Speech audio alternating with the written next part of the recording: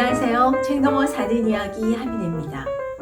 포스트 코로나, 그러니까 코로나 이후의 삶이 여러모로 달라질 것이다 라는 예측이 나오고 있죠.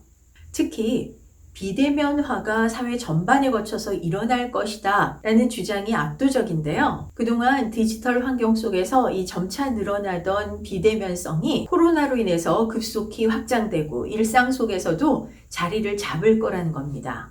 그런데 이런 비대면, 효율성은 높일지라도 이 사는 재미는 확실히 떨어뜨리죠. 내가 이렇게 사회 친화적인 사람일 줄 몰랐다니까. 몇 달 동안 모임을 안 했더니 사람들이 너무 보고 싶어. 사는 거 뭐 있어? 좋은 사람들 만나서 맛있는 거 먹고 재미난 얘기하고 영 살맛이 안 난다니까. 사인님도 그렇게 생각하세요? 오늘은 혼자일 때보다 둘일 때 용기도 나고 의욕도 생기더라 라는 점에서 힘들 때일수록 꼭 필요한 이 마음의 후원자에 관해서 얘기해 볼까 합니다. 마음의 후원자, 외롭고 힘들 때 심리적으로 기댈 수 있는 사람이죠. 인간은 단 한 명의 전적인 내 편만 있어도 나락으로 떨어지지 않는다고 합니다. 이를 입증한 유명한 실험이 하나 있죠. 하와이 군도에는 둘레 50km에 인구 약 3만가량인 이 카우아이 섬이 있습니다. 1959년에 하와이가 미국에 편입되면서 지금은 아주 환상적인 휴양지가 됐지만 그전에는 이 가난과 질병에 시달렸던 섬이죠.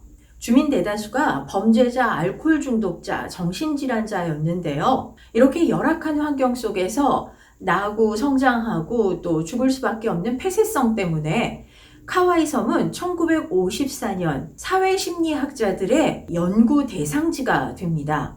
이듬해인 1955년에 출생한 신생아 830명을 대상으로 이 40년 동안 추적 연구를 하게 되는 역사적인 실험이었죠.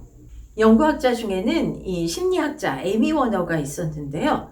이들 중에서도 극단적으로 열악한 이 성장 배경을 가진 201명을 선별해서 이들의 성장 과정을 쭉 분석을 해봤습니다. 예상대로 3분의 2가량은 극심한 고통을 겪으면서 사회 부적응을 보였지만 3분의 1에 해당되는 72명은 뜻밖에도 정말 잘 자랐습니다. 모범생에 심지어 장학생까지 있었는데요. 에미 워너는 이들에게서 이 두 가지 공통점을 발견합니다.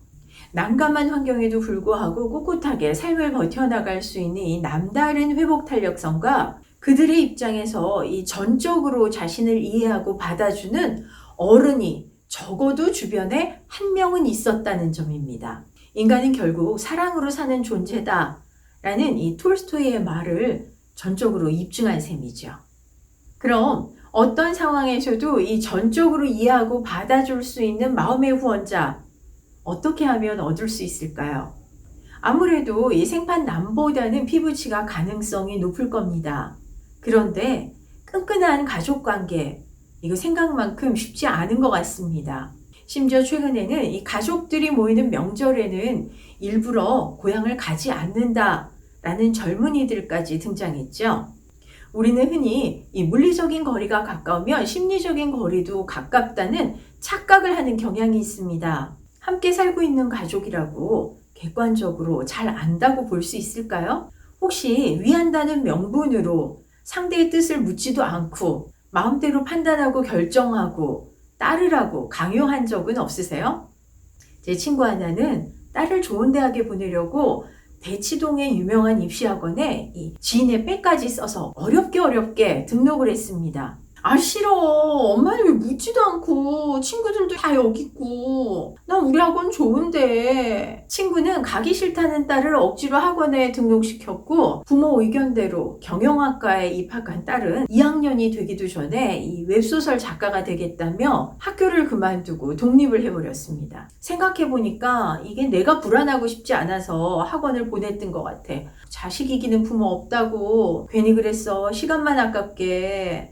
5년 만에 딸과 화해한 친구는 이 후회가 막심하다고 했습니다. 가까이 함께 지내는 게 능사가 아닙니다. 마음의 후원자가 되려면 무엇보다 전적으로 상대의 의견을 존중해주는 이 관계가 만들어져야 됩니다. 아무리 상대를 위하는 일일지라도 상대방이 정말로 원하는지 아닌지 확인하는 과정이 반드시 필요하다는 거죠. 마음의 후원자를 얻는 법 두 번째는 믿고 기다려주는 겁니다. 이거 정말로 쉽지 않습니다. 사람은 이 본능적으로 아무런 행동을 하지 않고 막연하게 기다리는 걸 어려워한다고 하죠. 뭔가 행동을 해야지만 주도권도 잡고 예측도 가능하기 때문입니다. 하지만 이 다른 사람의 편이 돼주려면 믿고 기다려줄 줄 알아야 됩니다. 섣불리 간섭하면서 상대를 밀어붙이거나 문제 해결에 직접 나서지 않아야 한다는 거죠. 조언도 충고도 모두 상대가 필요로 할 때만 그 의미가 있습니다. 사람에게 가장 용기를 주는 말, 바로 나는 너 믿어 라고 합니다. 마음의 후원자를 얻는 세 번째, 일단 편들어주는 대화를 하는 겁니다. 할머니가 말씀하시는 거 생각하면 될 것 같아요. 애비야, 고마해라. 아가 그럴 수도 있지.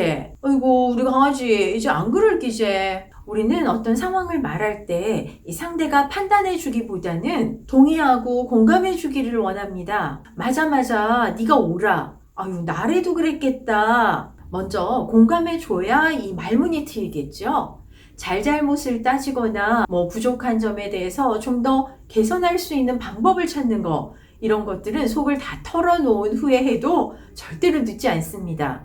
확실히 네가 잘못했어. 누가 봐도 그래. 나 객관적으로 얘기한 거야. 서운하죠. 서로 내가 잘못했다 해도 일단 내 편이 돼주기를 기대합니다. 팔이 안으로 굽어야 내 가족이고 친구인 거죠. 내 편이다 생각해야 대화를 시작하고 잘잘못을 가리는 제대로 된 판단을 할 수 있지 않을까요? 마음의 후원자를 얻는 방법을 알려준다더니 마음의 후원자가 되는 방법이네 하실 텐데요. 맞습니다. 마음의 후원자가 돼야 마음의 후원자를 얻을 수 있습니다. 마음은 쌍방이죠. 내게 소중한 사람이라면 마음을 먼저 내주고 곁을 내주고 먼저 격려를 해줄 줄 알아야 합니다. 그래야 서로 의지할 수 있겠죠. 물리적 거리는 멀어질 수 있어도 마음만은 언제나 내 곁에 있는 사람.